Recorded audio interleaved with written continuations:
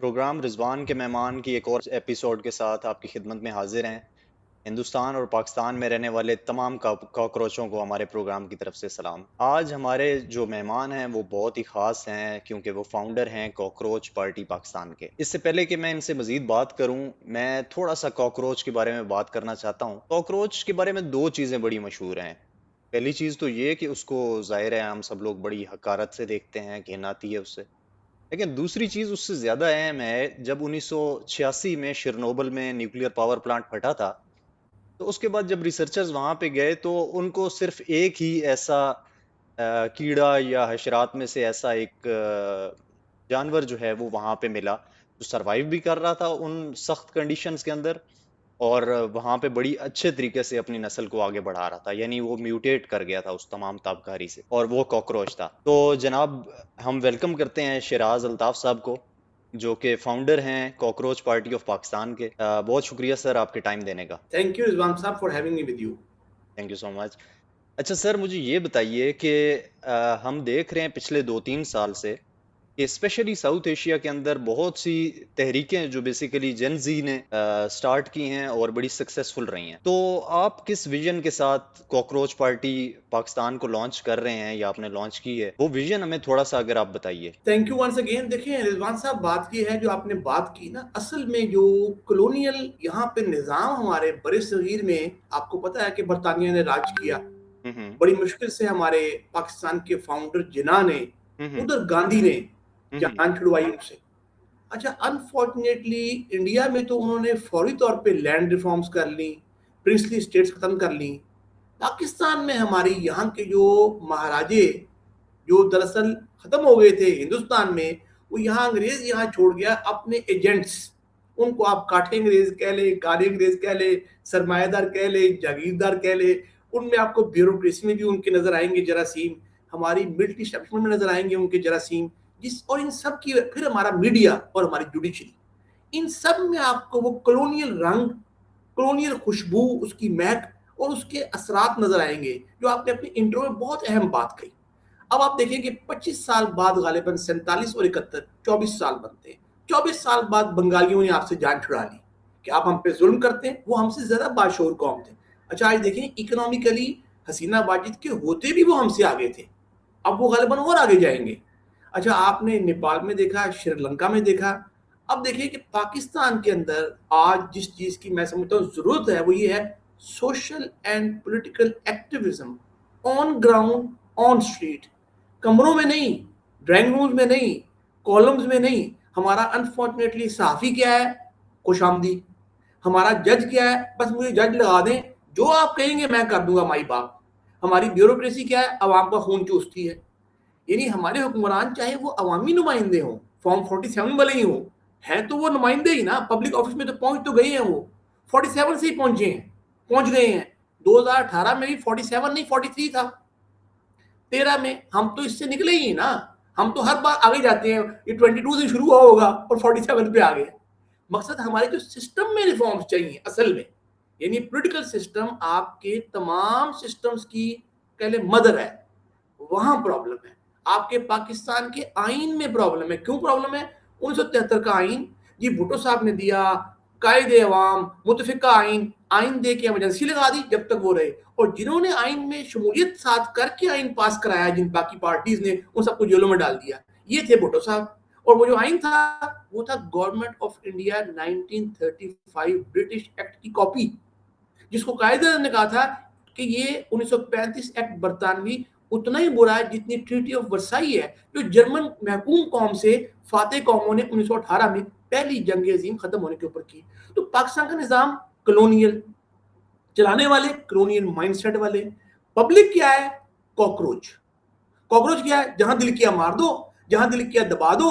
اچھا انڈیا ہم سے آگے چلا گیا اس میں، ان کا شعور کا لیول، ان کی ایجوکیشن لیول، ان کی اکانومی، ان کی سپورٹس، ہمیں ماننا پڑے گا آج ہم سے آگے ہے۔ وہ رینک کرتے ہیں 4 پہ اکانومی میں، ہم کرتے ہیں 48 پہ۔ ان کی ایکسپورٹ سال کی ہے $850 بلین، ہماری ہے $30 billion.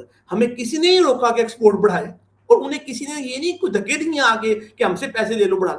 Last Indian programme IMF early 90s میں تھا، آپ غالباً 24ویں 25واں IMF پروگرام میں اور اگلے کی تیاری ہے, اور ہمارے شہباز شریف صاحب کہتے ہیں یہ مجھے یقین ہے چشمہ یہیں سے نکلے گا شبانہ روز محنت کی وجہ سے. 35 سال سے آپ لوگ ہیں, بال آپ کے سفید ہو گئے, جب آئے آپ کے بال کالے تھے. 84 میں آپ میرے خیال غالباً ایکسائز کے وزیر بنے نواز شریف صاحب, آج ان کی عمر 80 سال ہوگی. اب ان کی بیٹی ہے, ادھر بلاول صاحب کی بیٹی ہے, ادھر فضل الرحمان صاحب کے صاحبزادے ہیں. تو یہ جو نسلیں ہمارے اوپر کاکروچ سمجھ کے ظلم بھی کر رہی ہیں, ووٹ نہیں لیتی اور پہنچ جاتی ہیں, تو کوئی تو لوگ ہوں جو عوام میں نکلیں, گراؤنڈ پہ آئیں اور لوگوں کو موبلائز کریں, اور اس کے لیے میس موومنٹ بلڈ کریں, جس طرح نیپال, شری لنکا, بنگلہ دیش میں ہوئی اور اب انڈیا میں بھی ہو رہی ہے. یہ ہے بیسیکلی ایک آپ کہہ لیں تھیم یا ویژن. بالکل ٹھیک, بالکل ٹھیک. اچھا شیراز بھائی, آپ ہسٹری میں چلے گئے.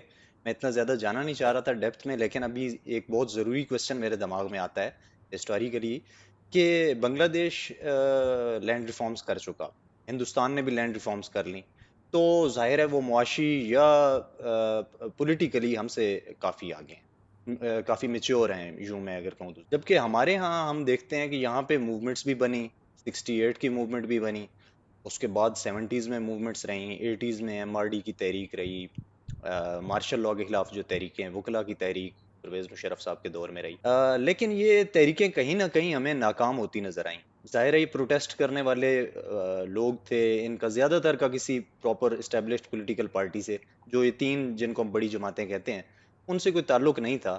لیکن یہ تحریکیں ہمیں ناکام ہوتی ہوئی نظر آئیں.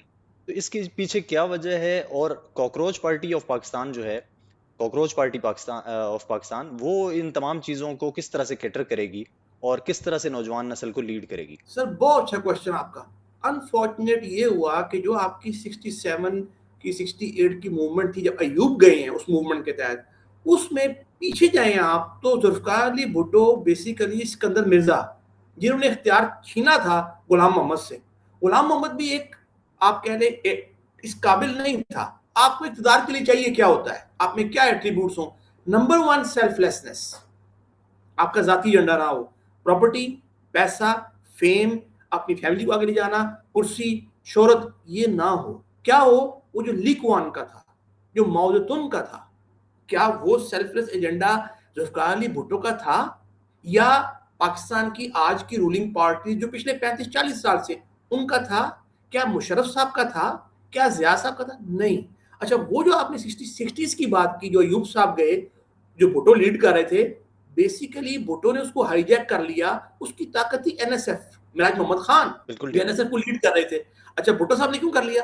ایک حالہ کانفرنس ہوئی تھی لیٹ 60s میں, انتخابات سے پہلے, جو انتخابات ہوئے ہیں 70 کے, جس میں سارا مسئلہ بنا پھر دو, اس میں حالہ کانفرنس میں معراج خان گروپ جو بانی ہے پیپلز پارٹی کے, لوگوں کو نہیں پتا, لوگوں کو پتا پیپلز پارٹی بھٹو نے بنائی, نہیں, بھٹو فیس تھا, کیونکہ لوگوں سے جانتے تھے. اس کا مسل معراج محمد خان تھا, جو بالکل NSF ٹھیک. کو لیڈ کرا تھا پورے پاکستان میں. ہوا کیا, معراج محمد خان گروپ نے کہا پرچی نہیں برچی, کیا انقلاب, نظام بدلیں, اس نظام کو ٹھیک کریں, سامراجی انگریز کے, جس سے آپ نے اپنا ٹاپک شروع کیا ہے. بھٹو صاحب کو پاور چاہیے تھی, اس کے اندر مرزا کے ساتھ بھی رہے تھے, اور ان کو سٹیپ کر کے ایوب کو ڈیڈی بنایا تھا.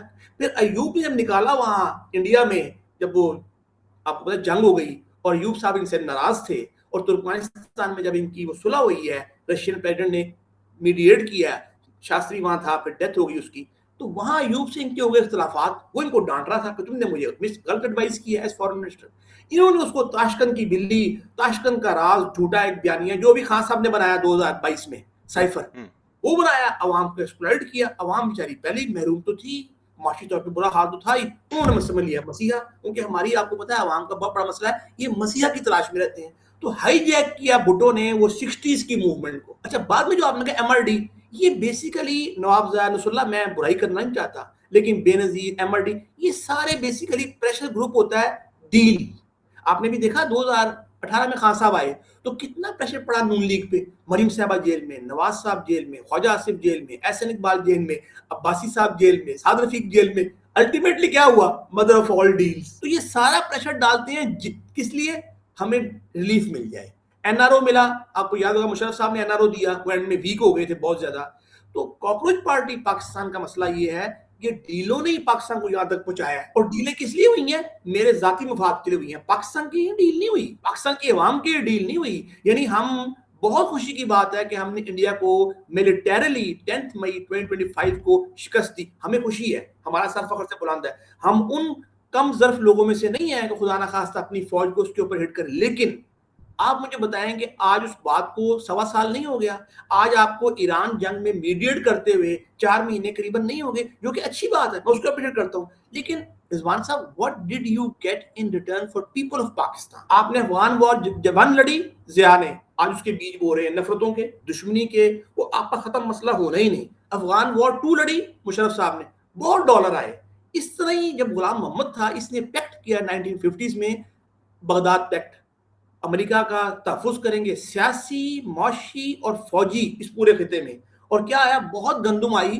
لگتا تھا پاکستان کے سارے مسئلے گندم سے حل ہو گئے, لیکن اس گندم کے ساتھ ساتھ وہ گھن بھی آیا جو پاکستان کی آزادی کی روح کو چٹ کر گیا. تو اصل مسئلہ ہمارا یہ ہے کہ ہم کوئی بھی کام کرتے ہیں تو ہمارا ایجنڈا کیا ہوتا ہے, ہمارا ویژن کیا ہوتا ہے, ہمارا گول کیا ہوتا ہے, ذاتی یا نیشنل, سیلف لیس یا سیلف سرونگ.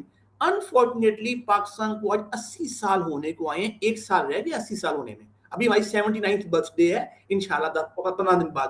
لیکن کیا ہم معاشی طور پہ انڈیپینڈنٹ ہیں؟ نہیں.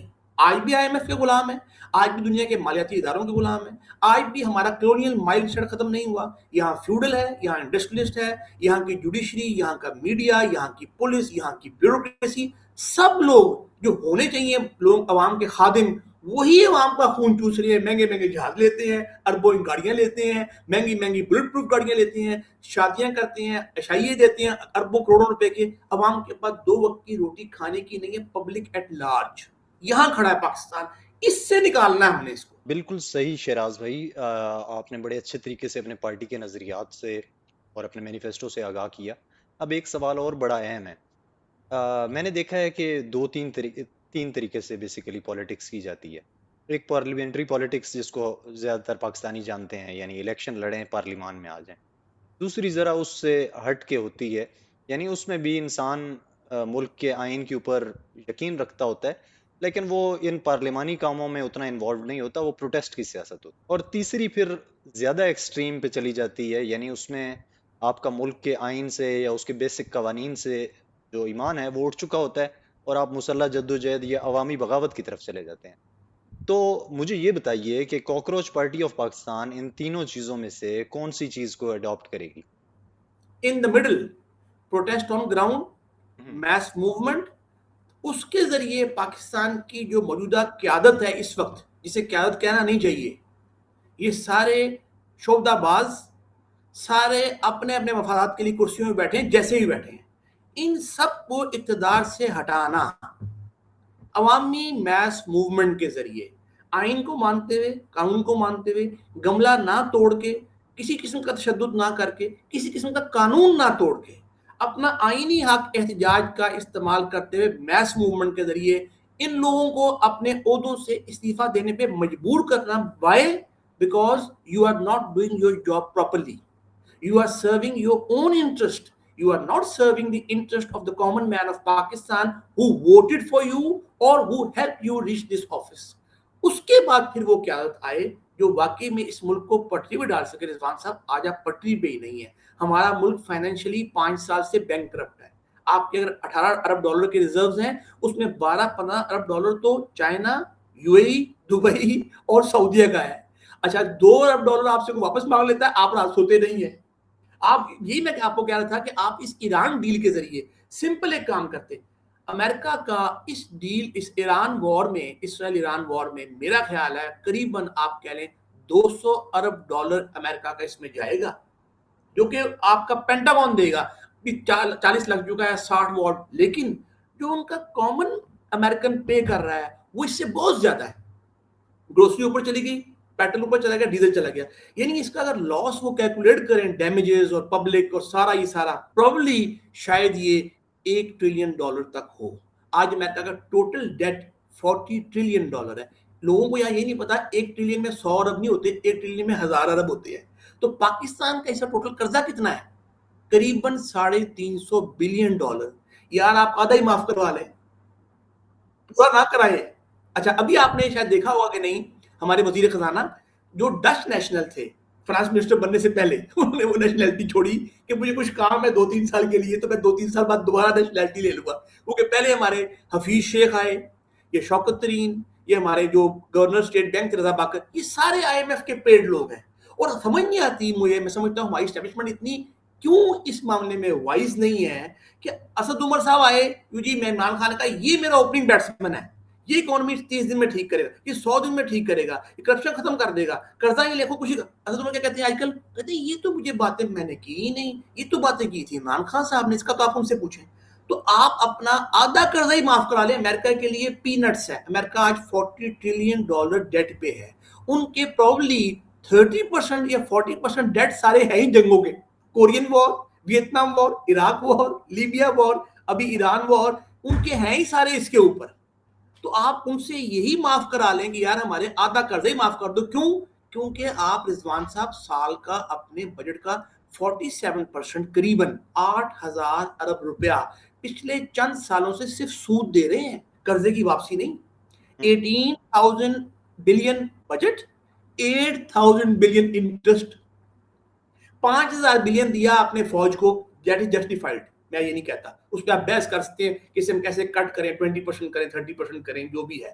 اس کے بعد آ جائیں آپ, صبح ہو گیا 9,000 ارب روپیہ, 8.13 13 9 22, آپ 4,000 ارب روپیہ J1 مائنس, ابھی اس میں پینشن نہیں ہے 1,000 ارب, ابھی اس میں آپ کا پی ایس ڈی پی نہیں ہے 1,000 ارب, آپ ڈے 1 7,000 ارب مائنس کھڑے ہوتے ہیں. پھر آپ نے 7,000 ارب اور قرضہ لینا ہے. یہ اس میں کرنا ہے فری بجلی, فری گیس, فری گاڑیاں, فری پیٹرول, فری گھر, ججز کی 20-20 لاکھ پینشن. مجھے بتائیں یہ کلونیل نظام نہیں ہے؟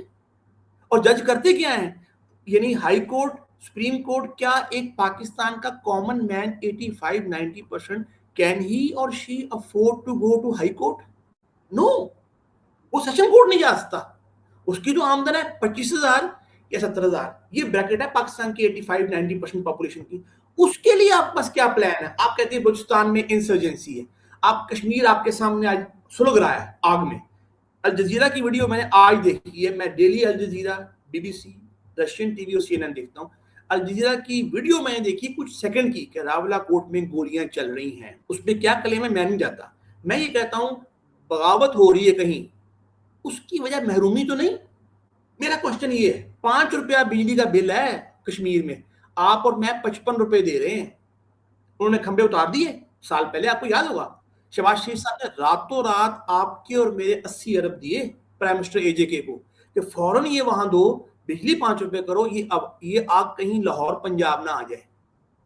تو الٹیمیٹلی جو میسج کارپوریٹ پارٹی کا ہے ویری سمپل, جین زی اور ملینین 15 سال سے 45-50 سال کے لوگوں کا یہ کام ہے.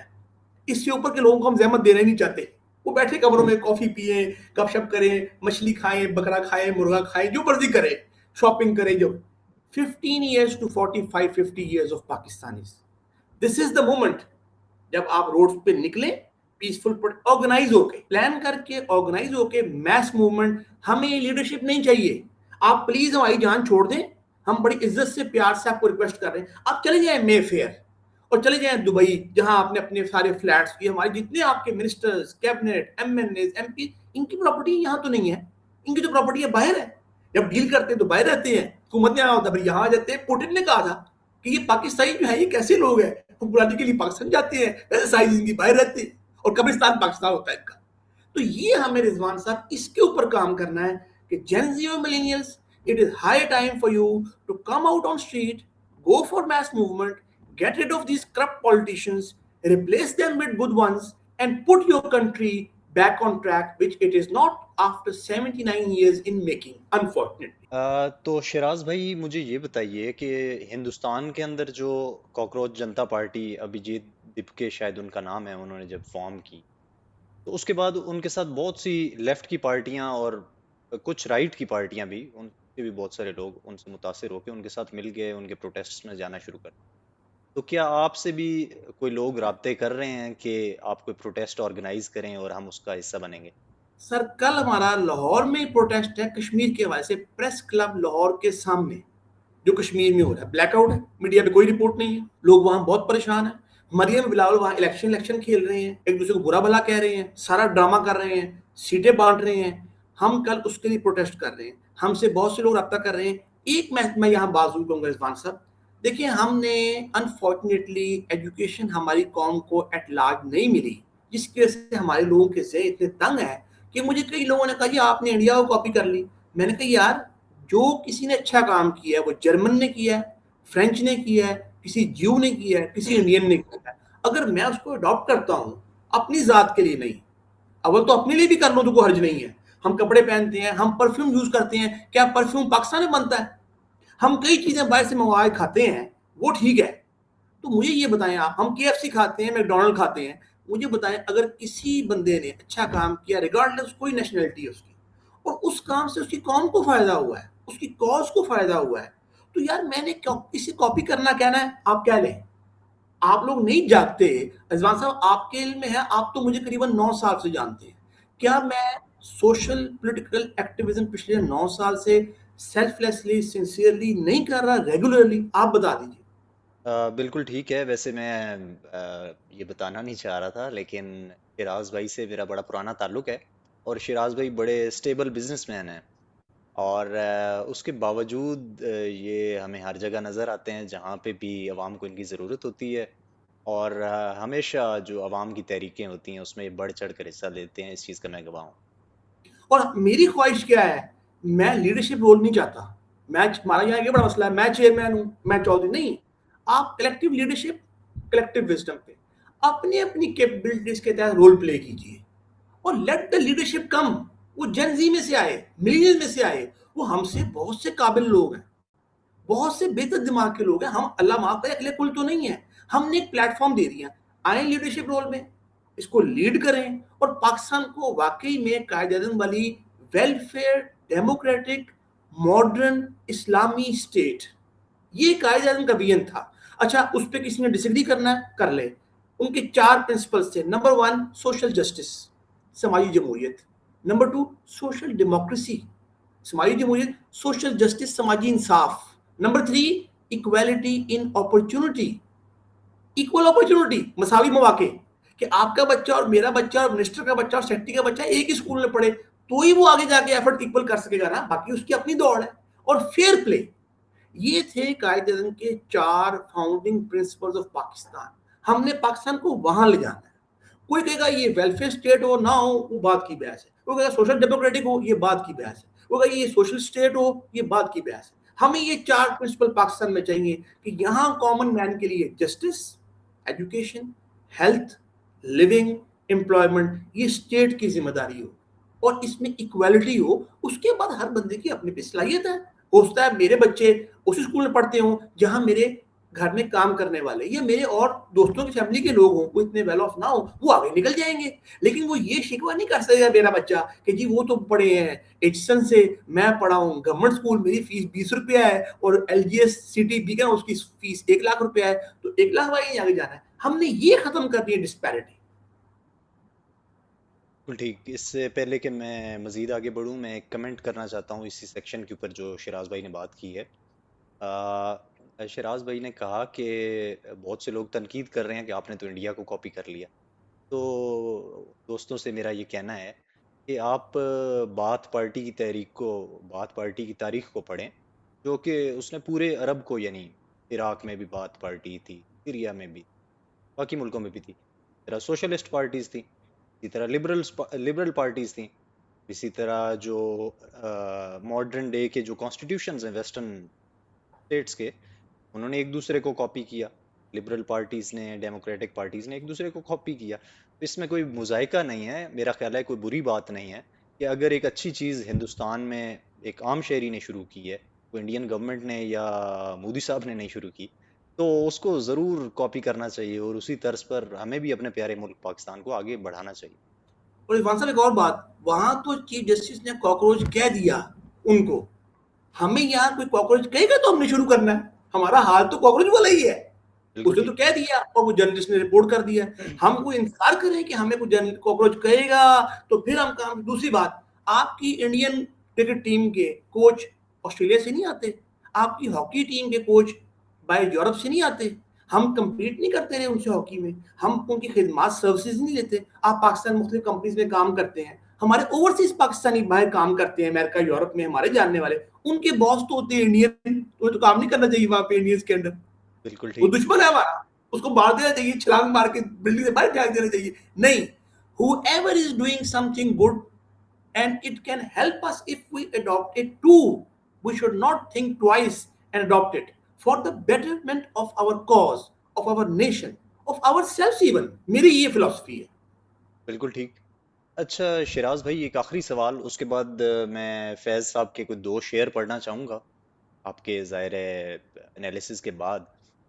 تو شراز بھائی آخری سوال میرا یہ ہے آپ سے کہ ہندوستان اور بنگلہ دیش میں تو ہم نے یہ دیکھا کہ وہاں پہ بنگلہ دیش میں تو چلیں اموات ہوئیں, لیکن ہندوستان میں اس طرح سے کوئی اسٹریٹ فائرنگ کا واقعہ سامنے نہیں آیا, یا یعنی پولیس کے جو باقی ٹیکٹکس ہوتے ہیں, آنسو گیس پھینکنا یا ہلکا پھلکا سا لاٹھی چار یا پکڑ دھکڑ, وہ سامنے آئی. جبکہ ہمارے ہاں ہم دیکھ رہے ہیں پچھلے بہت سے سالوں سے, جب سے ہم نے شعور سنبھالا ہے, اس سے پہلے سنا بھی ہے کہ یہاں پہ اس طرح کے واقعات ہو جاتے ہیں کہ جیسے ہی کاکروچ اپنے اپنے دور کے باہر نکلتے ہیں تو ان کاکروچوں کو مار دیا جاتا ہے, ان کو یعنی عام آدمی کا جو بچہ ہے وہ بیچارہ اس کی نظر ہو جاتا ہے. تو آپ کے پاس کوئی اس طرح کی اسٹریٹجی ہے کہ ان لوگوں کو بھی بچا لیا جائے, یعنی یہ قربانی ہمیں نہ دینی پڑے اپنے ملک کے لیے, اور ہم ملک کو آگے بھی بڑھا سکیں, کاکروچز کے لیے اچھا اچھا کام بھی کر سکیں, لیکن کاکروچز کو مرنے سے بچا لیں. تو اس طرح کا کوئی آپ کے پاس لائے عمل ہے؟ دیکھیے سر, مجھے یاد آ گیا ایک چائنیز سینگ, میں نے بک پڑھی تھی ریسنٹلی, دا چائنا میریکل.